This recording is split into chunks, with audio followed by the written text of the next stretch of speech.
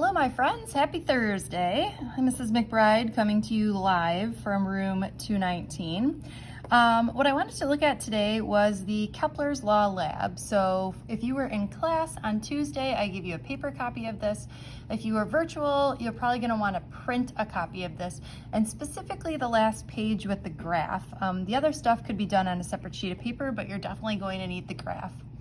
So if you remember from the angular momentum Edpuzzle, we started talking a little bit about Kepler's 3 laws. And in order to prepare for that, what I'd like you to do is some data analysis today at home. Okay, so what we're doing, or the purpose of this lab, is to plot a planetary orbit and to apply Kepler's laws. So right now, don't even worry about what Kepler's laws are. The first thing we need to do is plot the planetary orbit. Okay, so if you flip to this page here, what this is giving to you is some distance and time information here for this is for Mercury's orbit. Okay, so it is saying basically on October 1st, 1990, Mercury was at this distance. These are in astronomical units, AUs, from the sun. Now, Earth is super snobby, so Earth is 1 AU, or 1 astronomical unit away from the sun. So anything that is less than that means that we are closer to the sun, okay? And then this is the longitude that this is at. So if you look here, it looks like this data was plotted from October 1st all the way to December 30th, okay? And 2 of these points are going to overlap, all right? So what I'm asking you to do is to finish this graph. Okay, now I've already started this for you because I am such a nice and wonderful teacher. So I have already plotted for you 10:1 all the way till 11:30. And what I'm asking you to do is to plot the rest. Now, in general, we know that what shape is a planet's orbit going to be? Hopefully from Earth science, you know that it's going to be an ellipse, which means it's going to be pretty darn circular, but not quite perfect circle. Okay, so we're going to take this data, okay, and we're going to need this data table. So what I just want to do is talk to you about what we've got here, okay? So let's look at the first data point that I did here, okay?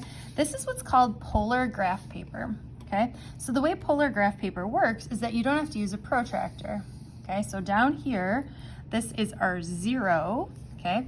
And then we're using all the inside numbers, 10, 20 degrees, 30 degrees, 40, 50, 60, 70, 80, 90, 100, 120. Each one of these lines represents 1 degree of longitude, or basically 1 degree. So when we're looking here at our data table, this one says that on October 1st, we were 0.319 astronomical units away from the sun, okay? And we're at 114 degrees longitude. So again, remember we're using these top numbers. So what I'm saying is if here's 100, here's 110 is this sort of darker line, and we go 1, 2, 3, 4, that's 114. Okay, so I think the longitude is pretty easy. Now in terms of the distance, you're totally going to need a ruler, okay? Now the distance, if you look here, what I have plotted, looks like it's about, I don't know, 6.6, 6.5. Okay, so how do I get that from this? Well, what I did was, in order to make this a little larger, or not have this be so small, I multiplied everything by 20. So if I take my 0.319 and multiply it by a scale of 20, okay, I'm getting that this is going to be 6.38 centimeters. Now you can tell what a fantastic job I did either measuring or multiplying here, because this looks to me like it's 6.5, but I don't know. That should apparently be at 6.38. Let's do another one. Okay, so if we have 0.327 and we multiply by 20, this is going to give us 6.54 centimeters away from the center, okay? So again, if we take our ruler, now this, I forgot to mention, this part here, I should have drawn it like this, is the sun.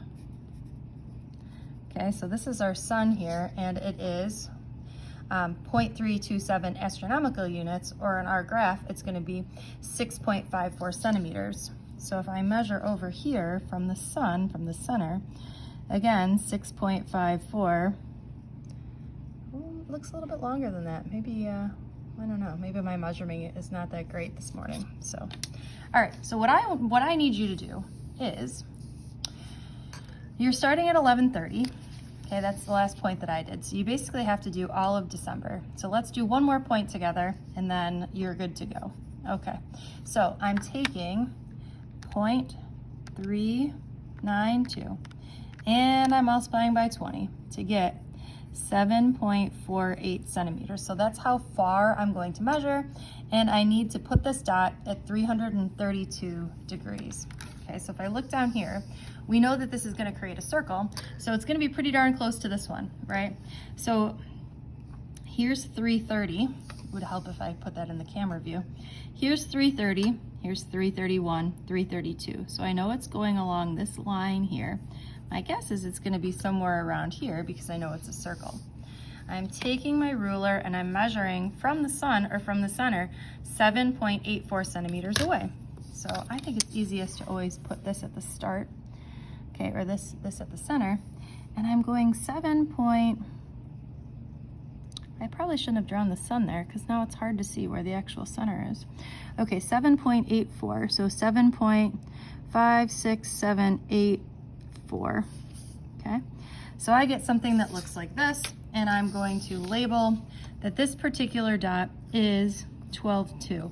Now this is important to label this particular dot because at some point when we go and actually do this lab, you're gonna need to, you're gonna wanna know the dates, and if you didn't write them down, then you're in trouble, okay? So then again, you're going back and you're multiplying this by 20 and you're plotting all of the rest of the December points, okay? You do not need to do anything in the lab other than that because, it would probably be helpful to learn about Kepler's law before we do the lab on it. Yeah, makes sense. Okay, but I would like you to do the graphing. Have a great day.